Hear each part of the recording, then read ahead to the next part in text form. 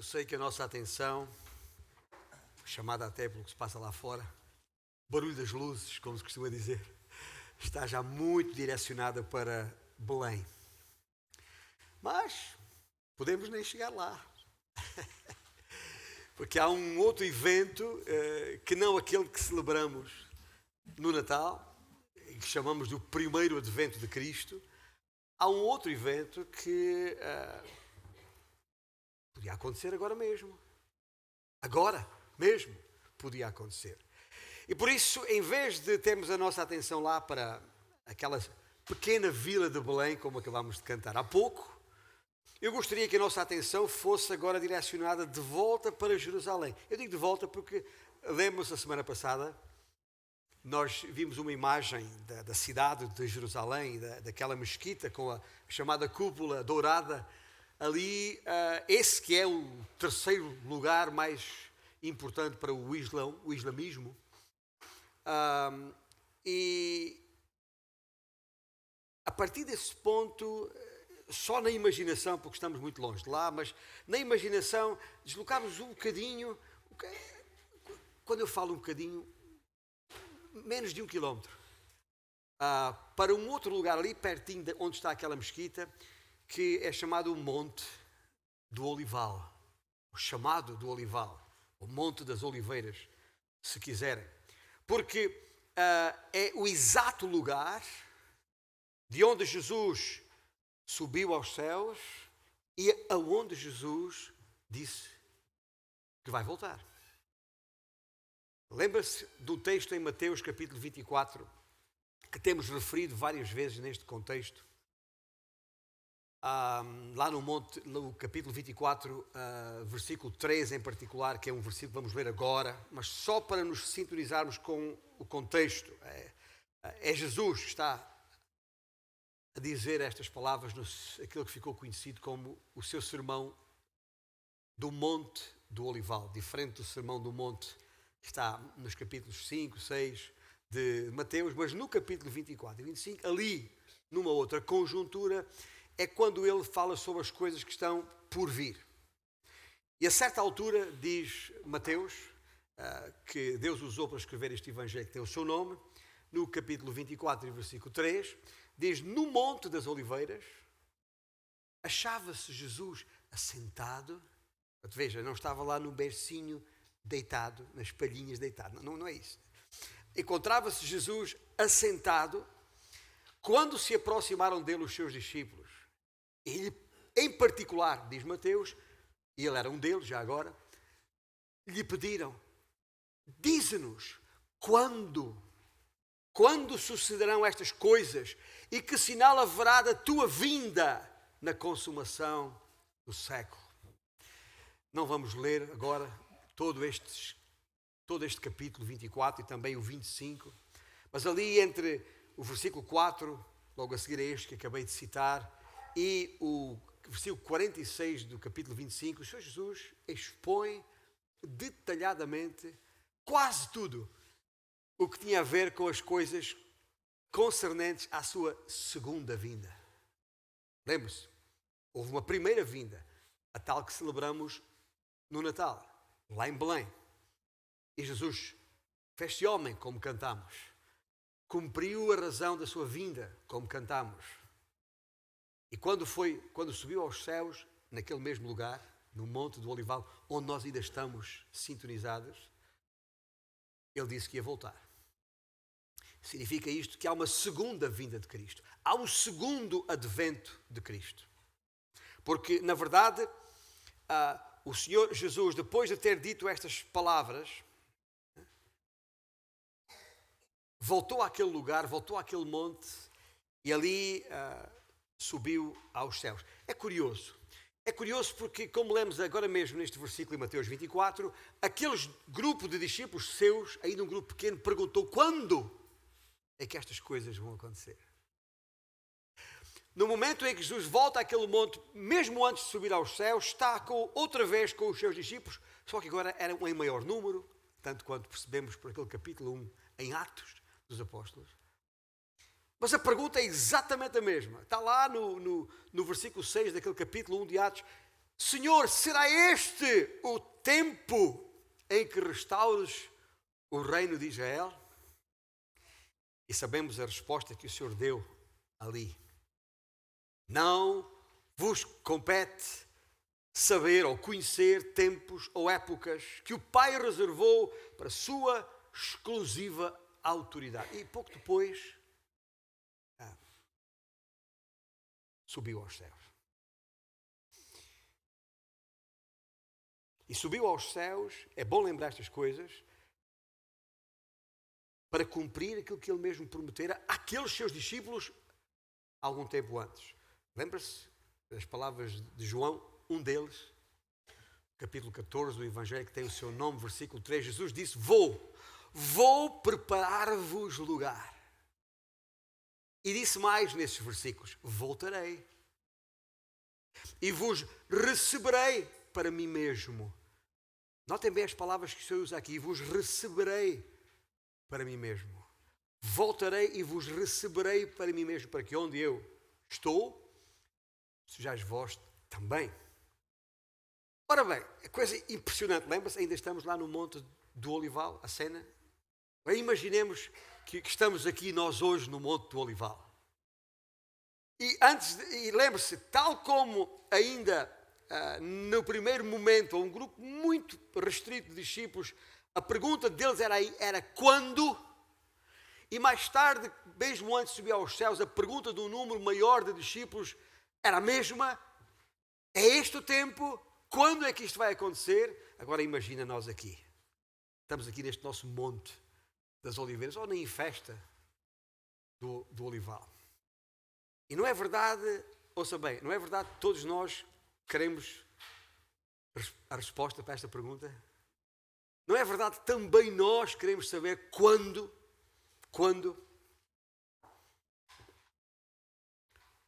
Mas o Senhor continua a responder da mesma maneira.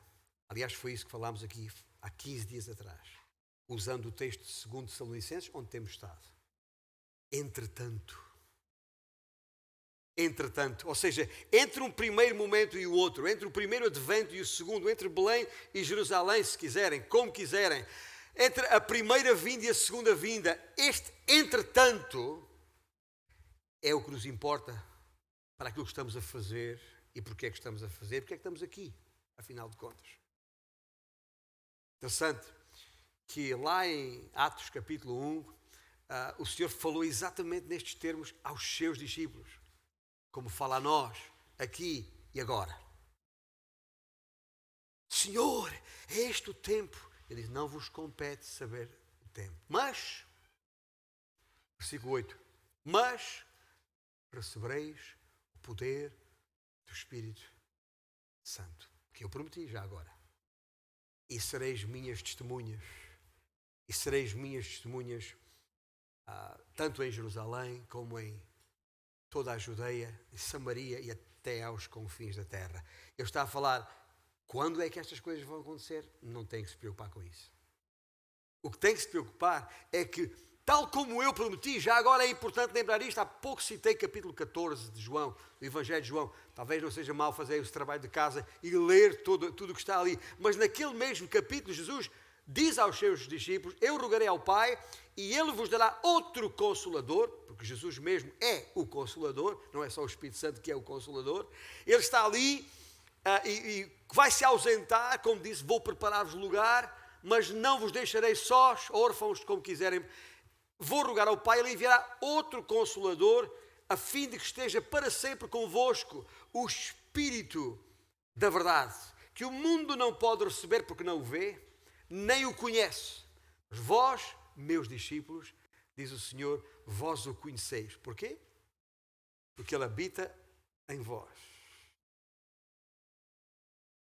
Habita convosco e estará em vós, como Ele prometeu naquela altura. Não vos deixarei órfãos, voltarei para vós outros. Ora bem, é para cumprir esta tarefa, este entretanto que falámos há 15 dias atrás, para podermos testemunhar de Cristo e dessa nossa bendita esperança, nós precisamos, no entretanto, que Cristo seja santificado em nossos corações. como Pedro falou na sua primeira epístola, capítulo 3 e versículo 15, quando ele diz, Pedro disse, não vos preocupeis com o que está a acontecer, com as provações, com as situações complicadas, aquilo que são aflições desta vida, que vão aumentar ainda até à vinda do anticristo, que falámos a semana passada. Antes, ou seja, aquilo que deve ocupar o vosso pensamento, 1 Pedro 3,15, é que Cristo seja santificado como Senhor em vosso coração. E acrescentando, estando sempre preparados para quê? Para responder a todo aquele que vos pedir a razão da esperança que há em vós. Ou seja, ser minhas testemunhas. É isso que temos que fazer, entretanto. E é essa a oração de Paulo. Nós temos estado a acompanhar as epístolas que ele escreveu à igreja em Tessalónica. Quer a primeira, quer a segunda. E lá na primeira epístola, ele claramente diz isto. Designadamente no capítulo 3, versículos 12 e 13. O Senhor vos faça crescer e aumentar no amor uns para com os outros e para com todos, como também nós para convosco, a fim de que seja o vosso coração confirmado em santidade. Lembra-se o que Pedro escreveu? Santificai a Cristo em vossos corações em santidade, isento de culpa, na presença de nosso Deus e Pai. E depois diz o quê? Na vinda. Isentos de culpa na presença de nosso Deus e Pai, na vinda do nosso Senhor Jesus, com todos os seus santos. Isto escreveu ele no capítulo, Paulo, no capítulo 3 desta primeira epístola. E no capítulo 5, depois de 2 capítulos inteiros, o resto do capítulo 4, o resto do capítulo 3, capítulo 4 e parte do capítulo 5, uma quantidade de exortações práticas de vida, o que significa isto de viver em santidade. Terão que ler para perceber o que estou a falar aqui. Mas depois chega ao versículo 23 de primeira epístola aos Tessalonicenses 5 e diz o quê? A mesma coisa. Reitera a mesma, bate na mesma tecla, toca na mesma tecla, dizendo, o mesmo Deus de paz vos santifique em tudo. E o vosso espírito, alma e corpo sejam conservados íntegros. Ouça bem, íntegros e irrepreensíveis. Não é perfeitos, porque não somos, mas íntegros e irrepreensíveis quando? Na vinda do nosso Senhor Jesus Cristo. E é ao aproximarmos da celebração do Natal, do nascimento de Cristo. Eu estou aqui propositadamente, porque nos próximos domingos falaremos sobre esse primeiro advento. Nessa altura vamos lá até Belém. Como os pastores foram até Belém ver o que é que aconteceu. Mas, agora, não vale a pena pensarmos em Belém, não vale a pena celebrarmos o Natal se não tivermos esta bendita esperança, se não estivermos aqui sentados, seguros da presença deste Espírito, da verdade em nós, seguros de que esse é o selo que nos garante que naquele dia, no dia da sua vinda, a vinda que Ele prometeu, e vai voltar, nós possamos estar seguros de que seremos por Ele recebidos na sua vinda. Porque senão não vale a pena celebrar o Natal. Não passará de mero comércio. E é apenas uma festividade que uns celebram, outros nem por isso. Meus irmãos, estamos a falar da segunda vinda de Cristo. Porque a segunda vinda de Jesus Cristo é, ouça bem, é o mais significativo evento em toda a profecia bíblica. A relevância deste evento vê-se no facto, ouça bem, de haver na palavra de Deus mais do que 300 profecias relacionadas com esta segunda vinda. Tornando, portanto, uma das mais importantes, porque repetidas doutrinas na Bíblia. E é verdade que se aproxima a época natalícia,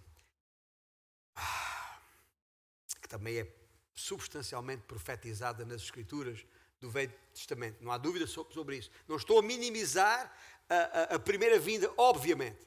Porque se não houvesse uma primeira vinda, não haveria uma segunda.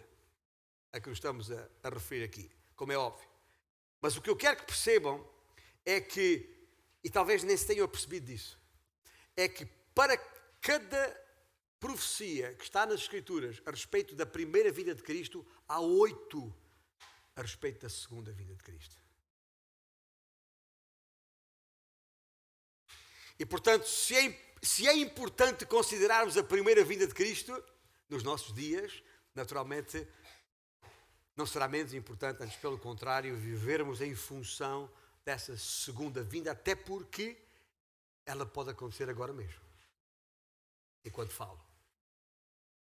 E se acontecer agora mesmo, vou deixar de falar. Porque subirei. Subirei ao encontro do Senhor dos ares. E Ele me receberá, para que onde Ele está, esteja eu também. Esta é a nossa bendita esperança. E bem-aventurados aqueles que têm esta esperança. Porque isto faz toda a diferença na nossa vida, no nosso viver. Este momento é o ponto convergente da profecia e de toda a história. Nenhum cristão, ouça bem, nenhum cristão pode dizer que tem uma fé firme, uma fé fundamentada, bem sustentada, a não ser que ame. Eu estou a usar uma palavra que Paulo usa, bem-aventurados que amam a vinda do Senhor. A não ser que ame a segunda vinda de Cristo e compreenda as verdades básicas a ela associadas. Não podemos ser ignorantes a respeito destas coisas. Os cristãos sempre acreditaram que um dia Jesus voltaria à Terra. Faz parte da nossa fé. É o clímax da nossa fé. E a prova final da soberania de Deus sobre a história humana. O seu retorno, quando acontecer, vai pôr fim à presente era, abrindo as portas para o reino vindouro de Cristo. A sua volta nos proporcionará o completar da nossa redenção, porque este corpo ainda não está redimido. Nota-se.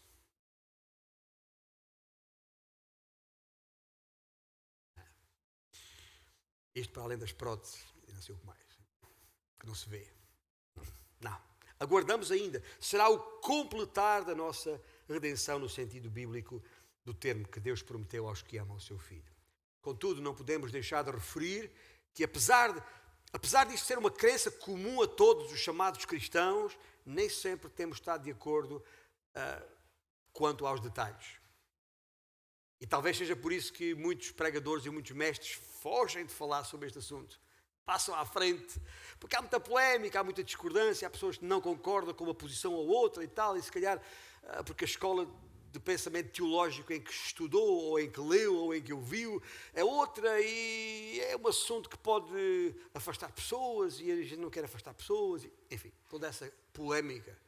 Mas aqueles que me conhecem, pelo menos nesta casa, há mais de 25 anos, sabem que eu nunca deixei de falar neste assunto e não vou deixar de falar, porque é importante que falemos de toda a Escritura, como é óbvio. Mas, independentemente dessas polémicas e dessa forma diferente de pensar e ver estas coisas que muita gente do chamado cristianismo tem, ainda assim, e procurando isentar-me de escolas, academias do pensamento teológico, e apenas procurando entender o que está nas Escrituras à nossa disposição, eu não posso deixar de ter o entendimento das Escrituras que acredito o Espírito Santo me deu, e esse mesmo tenho que transmitir aos meus irmãos, e não outro, como é óbvio. E nesse sentido que eu estou a dizer aqui, preciso deixar claro que este é um debate que não parou e provavelmente não vai parar até que o Senhor Jesus Cristo volte. Aí acabou, não há mais discussão. Aí saberemos as coisas são de facto assim como nós achamos pelas Escrituras que são de facto assim, especialmente no que respeita ao arrebatamento. É aqui que está a maior dúvida. Quando eu falo em arrebatamento, estou a falar daquilo que Paulo descreveu de forma sucinta ali naqueles versículos 13 a 18 do capítulo 4 da primeira epístola aos Tessalonicenses, para onde já vamos daqui a instantes, para relermos o que está ali. Mas o arrebatamento e a segunda vinda de Cristo, que são dois momentos distintos. Uma coisa é surgir nos ares e nos retirar daqui para nos receber. Outra coisa é Ele voltar à terra para reinar. E é isso que, ao que parece, que pelas Escrituras que temos à nossa disposição, são de facto dois tempos distintos.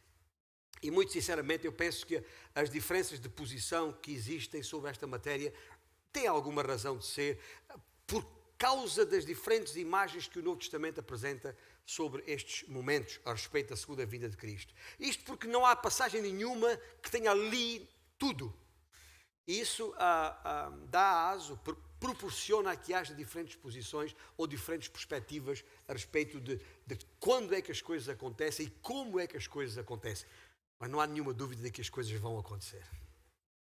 E é isso que nos une. E por isso eu não dou muita importância a essas polémicas, nem perco muito tempo nessas polémicas. A posição A, a posição B, a posição C, em relação ao arrebatamento. Uns acham que o Senhor vem antes da tribulação, outros dizem, não, o Senhor vem no fim da tribulação, não, o Senhor vem no meio da tribulação, ou não, ainda há aí uma posição intermédia, como diria o teólogo Marv Rosenthal, aí uma chamada pré-ira, que não é bem no meio, nem no... Esqueça lá isso. Não vos vou maçar com essas diferentes posições a respeito destas coisas, de maneira nenhuma. O que é importante é olhar para as Escrituras. Quer para o texto de 1 Tessalonicenses, já agora, se tem uma Bíblia aberta, pode abrir aí, independentemente de estar projetado como vai estar, lá em 1 Tessalonicenses capítulo 4. Mas precisamos perceber e aprender a distinguir os tempos. E para se distinguir os tempos, temos que discernir os eventos, um por um. Mas a respeito do arrebatamento, esse é o primeiro ponto que eu gostaria que guardasses na nossa mente hoje, que precisamos distinguir os dois tempos. Não é nenhum motor de combustão, nem outra coisa do género, mas estamos aqui a falar em algo que acontece a dois tempos. E diz o apóstolo Paulo neste primeiro texto em 1 Tessalonicenses 4, versículos 13 a 18, não queremos, porém, irmãos, que sejais ignorantes com respeito aos que dormem, para não vos entristecerdes como os demais que não têm esperança. Pois, ouça bem, irmãos em Tessalónica, irmãos aqui no Grande Porto,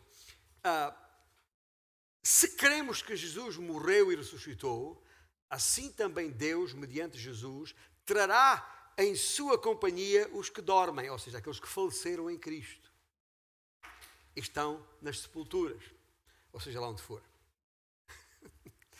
Ainda vos declaramos por palavra do Senhor isto, diz Paulo, nós, os vivos, os que ficarmos até à vinda do Senhor, que como disse há pouco pode ser agora mesmo, de modo algum precederemos os que dormem, porquanto o Senhor mesmo, dada a sua palavra de ordem, no tempo que Ele conhece e que não é da nossa conta, dada a sua palavra de ordem, ouvida a voz do arcanjo e ressoada a trombeta de Deus, o Senhor mesmo descerá dos céus. E os mortos em Cristo ressuscitarão primeiro, depois nós, os vivos, os que ficarmos, seremos arrebatados, a palavra está ali, seremos arrebatados juntamente com eles, entre nuvens, para o encontro do Senhor, onde? Nos ares, não é na terra, é nos ares. E assim estaremos para sempre com o Senhor. E Paulo termina, como termina muitas das suas textos, consolai-vos uns aos outros com estas palavras. E se é verdade que muitos outros estudiosos das Escrituras dizem, tal como eu, creio que a vinda de Cristo terá lugar a dois tempos, ou se quiser chamar-lhe fases ou momentos. É a posição que se costuma, tecnicamente, teologicamente, designar por pré-tribulacionismo, ou seja, o arrebatamento antes da tribulação. Que o mesmo é dizer, Cristo voltará antes para os que vai ressuscitar e para os que estiverem ainda vivos, nessa altura, para os arrebatar, ou seja, retirar daqui, da terra, naquele momento. Essa é a nossa bendita esperança, gente, que tanto falamos. Os cristãos que forem retirados dentre os mortos ou dentre os vivos, porque muitos continuarão mortos, e muitos continuarão vivos, mas não aqueles que são habitados e selados pelos Santos Espíritos da verdade. Esses que são o seu corpo, a sua propriedade, têm o seu selo, esses serão retirados daqui. E depois desse momento, há uma série de acontecimentos que não vamos desenvolver agora. Vou apenas citá-los, referi-los, localizá-los no texto bíblico para a vossa orientação. Mas quando isso acontecer, quando fomos arrebatados, então, de acordo com a segunda epístola aos Coríntios, capítulo 5, versículo 10, vamos nós ser julgados segundo as nossas obras, não para condenação, mas para recompensa, diz a palavra de Deus, diz o apóstolo Paulo. É o momento chamado Tribunal de Cristo. Depois disso, terão lugar as chamadas bodas do Cordeiro.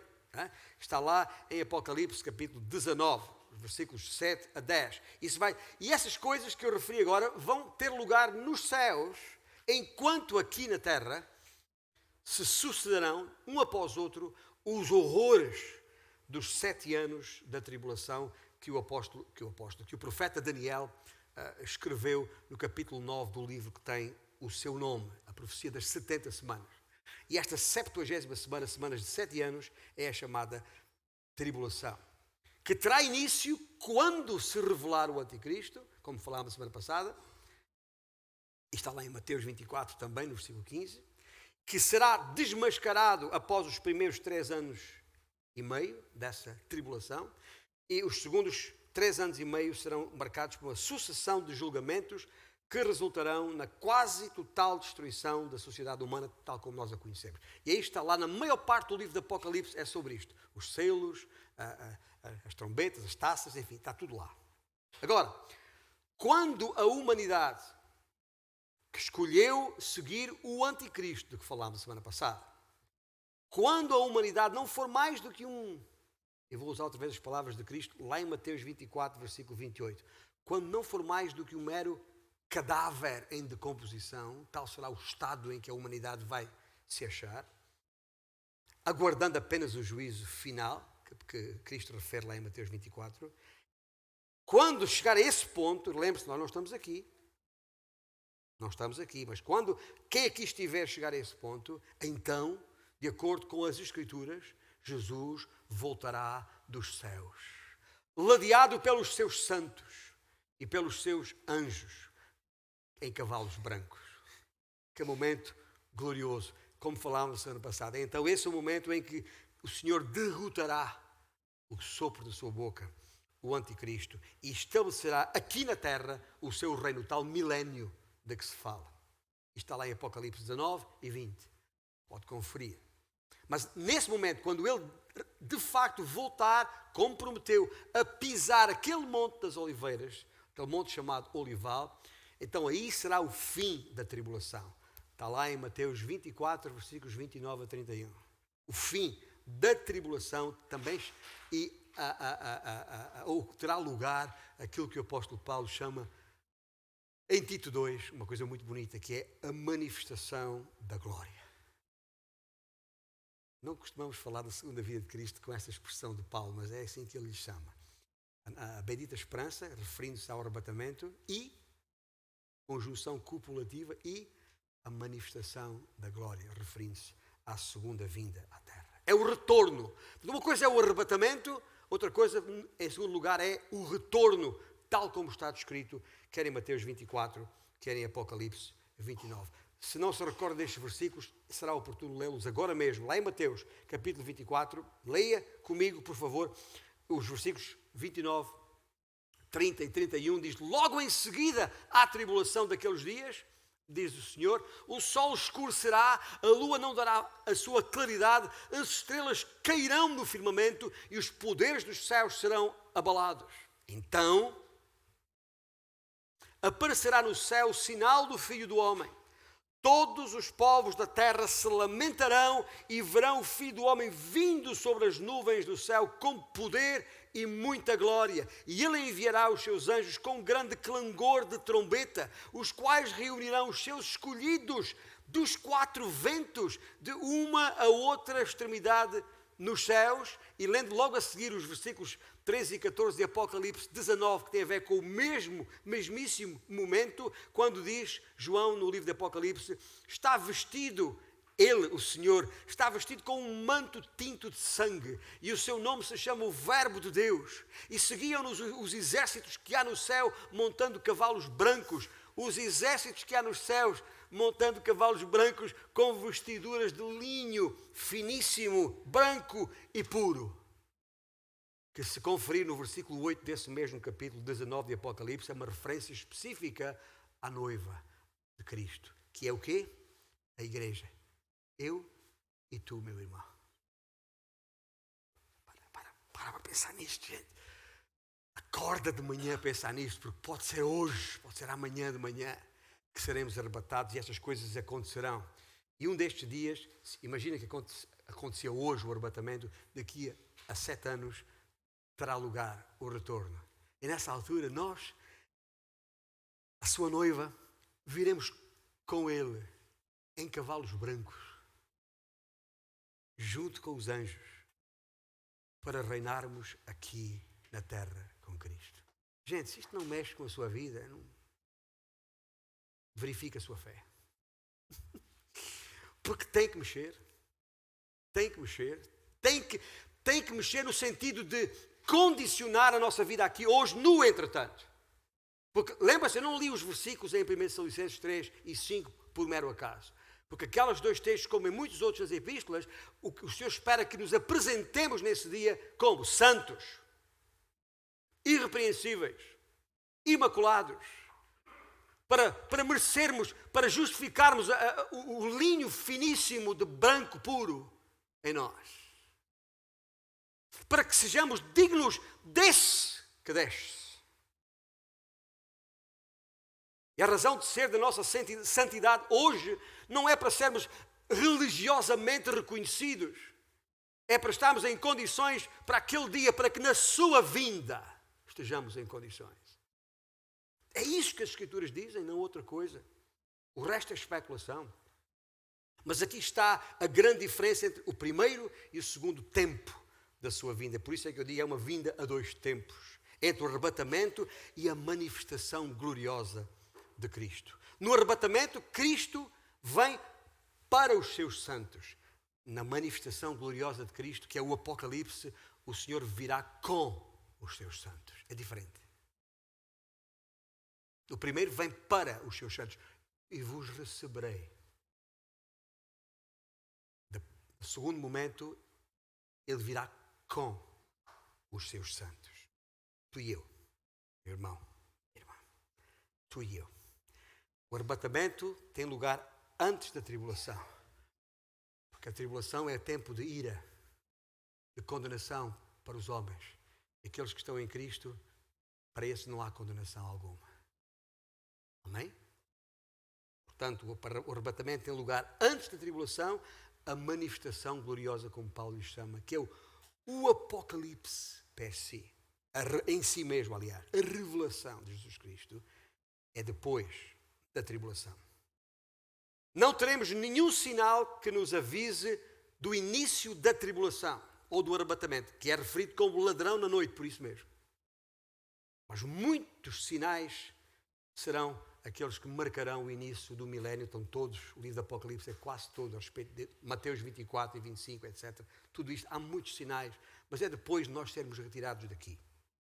E dito isto, e apesar de não haver nenhum versículo na Bíblia que declare que Cristo virá para os seus antes da tribulação, eu estou pessoalmente convencido pela conjugação de todos os versículos referentes de que a igreja não passará, repito, a igreja não passará aqui os 7 anos da chamada tribulação. E essa é a nossa bendita esperança, já agora.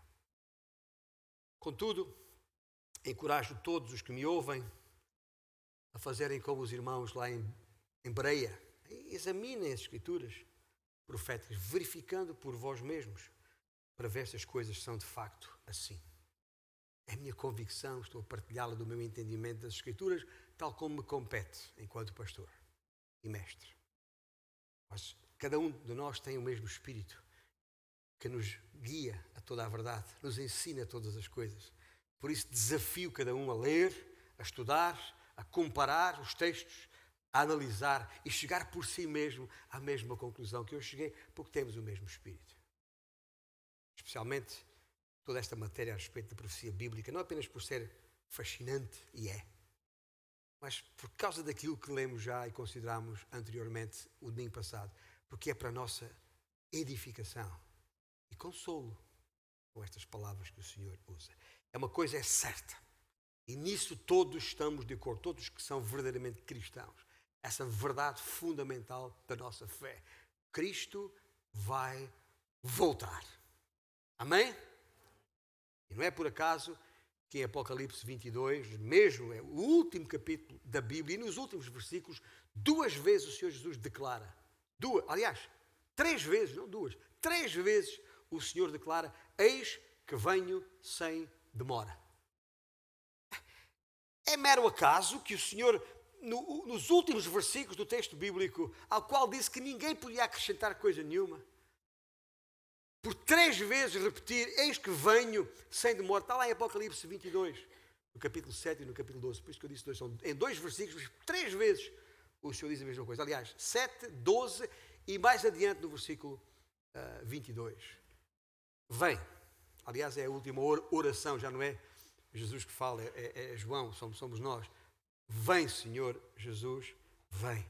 É o tal Maranata de 1 Coríntios 16, 22. É interessante que normalmente nós nem pensamos, a palavra Maranata não está em Apocalipse. Está em 1 Coríntios 16, 22, quando Paulo saúda a igreja com esta uma palavra aramaica que quer dizer: vem, Senhor. Vem, Senhor. É uma verdade deslumbrante, extraordinária, que nós não podemos passar ao lado dela. Esse Jesus, disse aquele anjo lá no monte, ainda estamos no Monte das Oliveiras já agora. Ainda estamos lá. Aquele anjo lá em Atos 1, 11 diz: escuta, gente, pessoal de boca aberta a ver o Senhor subir. Né? E o anjo disse: esse Jesus, assim, o próprio, em pessoa, né? Aquele que chamou, e com o corpo que estava ali, e era um corpo, não era um espírito, não era um fantasma. Lembra-se? Tomé, vem cá, põe aqui a tua mão, mexe, sou eu. Toca. Quando estavam à mesa a comer juntos. Fantasmas não comem. Mete o dedo num fantasma que já agora não existe. E o dedo passa para o outro lado. Isso é nos filmes, na animação que as crianças gostam. E os adultos também. Não é um fantasma, é um corpo. Carne e osso. Esse mesmo virá do mesmo modo que o vistes ir. É o mesmo e não outro. É o que foi, que é e que há de vir, como costumamos cantar num dos nossos cânticos preferidos. Tal como subiu, descerá. E não há volta a dar. Vai voltar. Pessoalmente, literalmente, visivelmente. E isso quer que tu creias nisso ou não. Tu aqui ou tu ali, que ouves esta mensagem a posteriori. Quando menos esperavam, sem aviso prévio, tal como fez quando deixou os discípulos. A mesma coisa. Estavam à mesa, estavam a comer ali lá em Lucas 24. Estavam lá sossegadinhos a comer quando Jesus está a conversar com eles e enquanto os abençoava, diz Lucas 24, 50 a 52, enquanto os abençoava ia-se retirando deles, sendo elevado para o céu. Não houve pré-aviso, como não haverá pré-aviso para voltar. Quando voltar, não será menos espantoso e não menos surpreendente. Será, na verdade, maravilhoso. O mesmo Jesus, aquele bebê nascido lá em Belém, como vamos relembrar nos próximos domingos. Esse mesmo que se fez homem, de carne e osso, que habitou entre nós com o fim de nos substituir naquela cruz, foi por isso que se fez homem. Homem é substituído por homem. Para ali morrer em nosso lugar, pagando ali o preço dos nossos pecados e que depois, sepultado, ressuscitou para nos garantir a vida e a vida eterna. E o mesmo Jesus que já ressuscitado, foi ele que disse a Tomé o que disse: põe aqui o teu dedo, vê as minhas mãos, chega também a tua mão e põe-na no meu lado, não sejas incrédulo, mas crente. Tomé, vem cá. Eu não sei qual é o teu nome, tu que me ouves aqui agora. Escuta, estás ainda aí sentado sem esta convicção? ainda incrédulo, vem cá, diz Jesus, vem cá, vê que sou eu mesmo. E o que fiz na cruz foi por ti. É isto que está aqui. Não há, como eu disse, não há volta a dar. Esse mesmo vai voltar. E é isso que queremos dizer quando nos referimos à segunda vinda de Cristo. Aquela personagem real da história que viveu há uns 2000 anos atrás, que viveu naquela terra chamada Santa, porque ali viveu o Santo dos Santos já agora. Esse mesmo vai voltar. Ali mesmo, uma vez mais. Espantoso. Aguardamos num futuro próximo um evento ainda mais espantoso, mais deslumbrante, mais maravilhoso do que aquilo ocorrido há um par de milénios atrás, porque as pessoas dão muita importância. Não tanto ao menino, ou melhor, não tanto ao homem que se fez homem, mas aos detalhes, aos adereços, à logística natalícia e não propriamente à razão de ser de tudo aquilo. Finalmente, para além de distinguir os dois tempos, como fizemos agora, há um desafio que eu tenho que deixar à igreja esta manhã, no sentido de discernirmos os tempos. Estes são os dois pontos que gostaria que guardássemos. E quando eu falo em discernir os tempos, e a passagem em Mateus 24 termina com uma explicação a respeito do tempo da segunda vinda, mas também está ali uma palavra de ânimo, na sua própria palavra. Qual é essa palavra de ânimo? Está lá nos versículos 32, 33 e 34 de Mateus 24. Aprendei, pois, a parábola da figueira. Quando já os seus ramos se renovam e as folhas brotam, sabeis que está próximo o verão. Assim também vós, quando vês todas estas coisas, sabei que está próximo, às portas. E a verdade vos digo que não passará esta geração sem que tudo isto aconteça. Portanto, há aqui nas palavras do Senhor uma promessa a esta geração. Cito, a esta geração. A nossa família teve sempre grande facilidade em compreender esta parábola que o Senhor contou aqui. Não por ser esse o nosso nome de família, Figueira, não. Mas porque durante muitos anos, do lado da nossa rua onde vivemos, do lado da nossa varanda, esteve até há pouco tempo atrás, mas esteve durante muitos anos enquanto os nossos filhos cresceram, uma enorme figueira. Cortaram-na, mas ela já brotou, tem lá pedaços dela. Mas era enorme.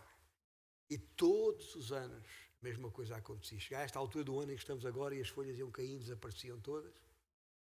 Mas depois estavam a brotar lá mais para diante no tempo, a brotar uns raminhos que depois floresciam e depois apareciam os figos. E nós sabíamos que o verão estava à porta. E quando saíamos à nossa varanda e aquele cheiro a figos, nem toda a gente gosta de figos, eu gosto muito de figos. E aquele cheirinho a figos no ar, a gente já sabe, o verão está aí. Não há nenhuma dúvida. E é isso que o Senhor Jesus Cristo está a dizer aqui. Quando já sabeis. Há um conjunto de sinais inequívocos. E eu já agora, não é só por causa dessa figueira aqui à minha porta. Eu venho de uma região do sul, o tal Alentejo, que alguém há pouco referiu, aquela bonita terra do sul, onde as figueiras proliferam no sul e os figos do sul, do Alentejo e do Algarve, por alguma razão as pessoas gostam mais desses do que de outros. Talvez seja por isso, mas eu gosto muito de figos. E já sei, habituei-me desde criança a ver estas coisas acontecer. Estava sempre à espera que as figueiras dessem os figos para depois subir nos seus ramos e comer figos. Ficar a casa com a boca toda vermelha, porque às vezes comia os figos ainda verdes com aquilo, porque tão bom que era. A verdade é que quando vemos os figos, sabemos que o verão está aí. Isto é algo, é o sinal seguro de que o verão estava à porta. E assim é quando Cristo fala. É por isso que ele usa esta parábola nestes tempos aqui. No que respeita à volta de Cristo. No final da tribulação. Será precedida de uma série de eventos que nos fazem perceber que a vinda estaria próxima.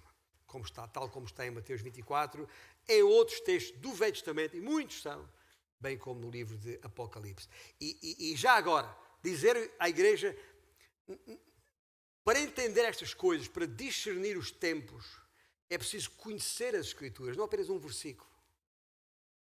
Porque é da conjugação de tantas profecias do Velho Testamento, mais as que estão no Novo, mais o livro de Apocalipse, inclusive, é que dá para entender estas coisas.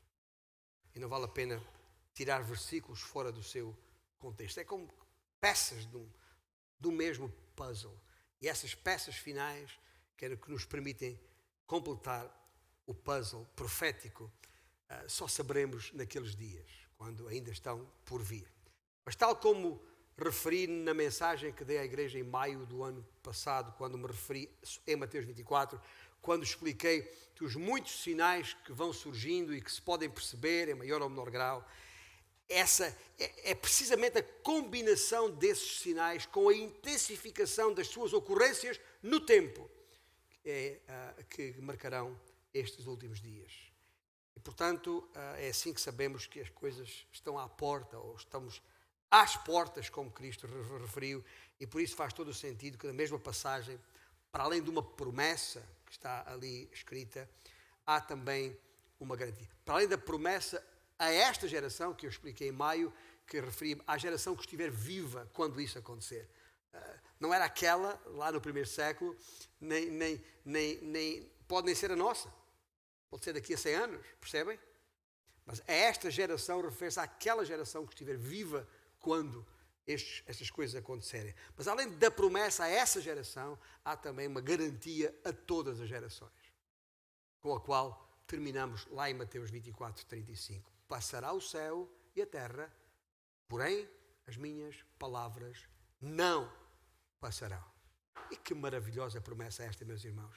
É uma garantia dada a todas as gerações. Seja qual for a geração contemporânea desse glorioso evento, temos aqui a garantia de uma coisa. É que seja qual for a geração em causa, aquela geração, isto vai acontecer. E este versículo 35 contém duas verdades cruciais que eu não posso passar ao lado delas. Primeiro, a afirmação de que este universo que este universo em que estamos não é eterno. Contrariando as especulações de certos cientistas e filósofos, o universo teve um fim definido no tempo e terá um fim definitivo no tempo. Existe o universo porque Deus o formou e passará quando Deus assim o ordenar. E a segunda verdade destas palavras é que só as palavras de Cristo, essas sim, são eternas. Sem surpresa, eu sei que alguns farão pouco disto.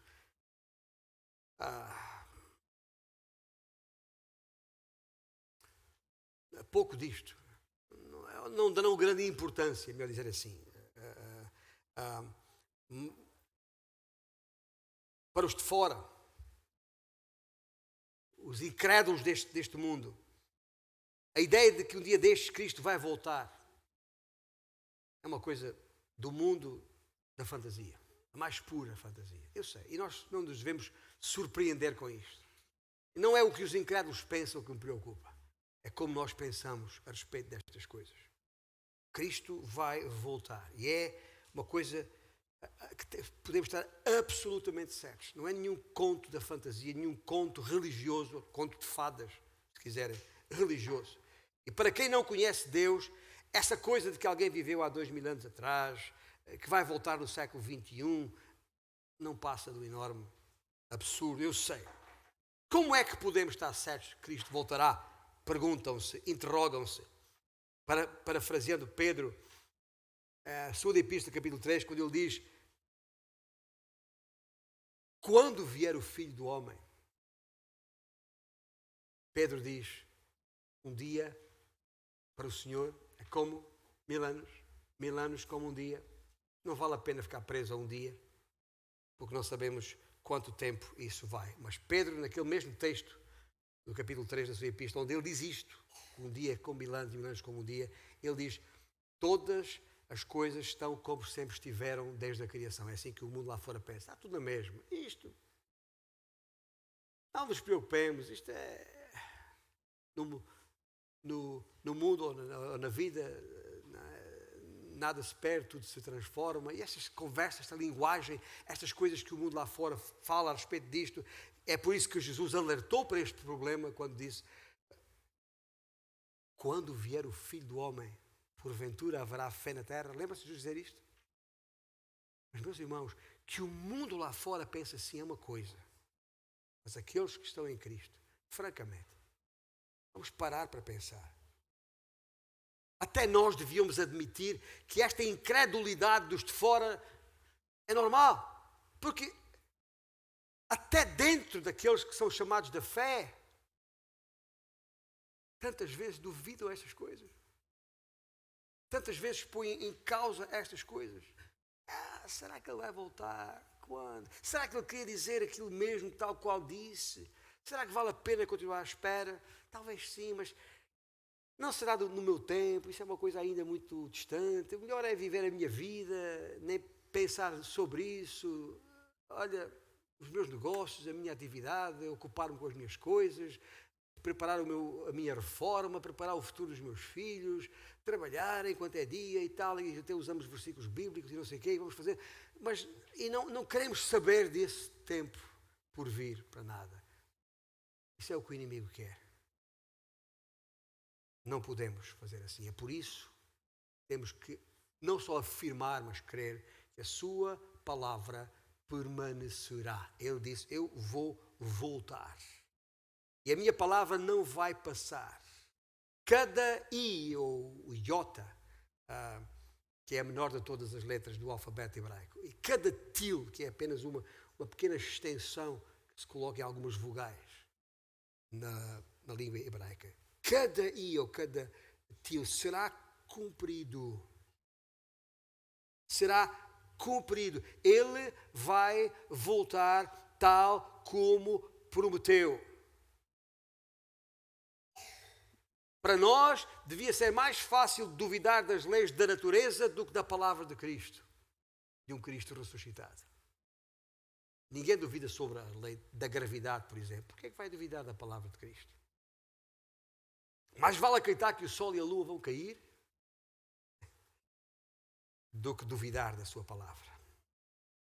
Poucos creram a respeito da sua primeira vinda e poucos crerão a respeito da sua segunda vinda. Nada de novo debaixo do sol. Mas quer creiam muitos ou creiam poucos, Jesus virá a qualquer momento. Deixe-me fechar, porque em toda esta ênfase que eu dei aqui aos irmãos sobre como viver estes dias, o notável entretanto, é que nós ainda estamos vivos. Lembra-se, o Senhor diz: vós, os que estiverem vivos, nós ainda estamos vivos. E a questão é como é que vamos aproveitar esta vida que nós temos hoje, ainda hoje, aqui e agora. Tiago Cavaco é um pastor da Igreja Batista da Lapa, em Lisboa. Eu conheço há muitos anos, é mais jovem, é mais novo do que eu, é também um jornalista. Escreve todos os domingos uma sua crónica no jornal O Observador. Já li a crónica que ele escreveu hoje. Mas há 3 domingos atrás, na sua crónica, o Tiago, eu falo de Tiago porque conheço há muitos anos, mas o Tiago intitulou esta crónica de há 3 domingos: sou agnóstico quanto à minha velhice, diz ele. Algo muito curioso que passo a citar. Tiago diz: admito sim que se ficar velho gostava de atingir o que escreveu Stefan Zweig na Pequena Preciosidade, que é o seu livro 24 horas na vida de uma mulher, em que ela escreveu: envelhecer é perder o medo do passado. E escreveu o nosso irmão Tiago: se de facto o melhor da velhice é perder o medo do passado, talvez o melhor de hoje seja perder o medo do futuro.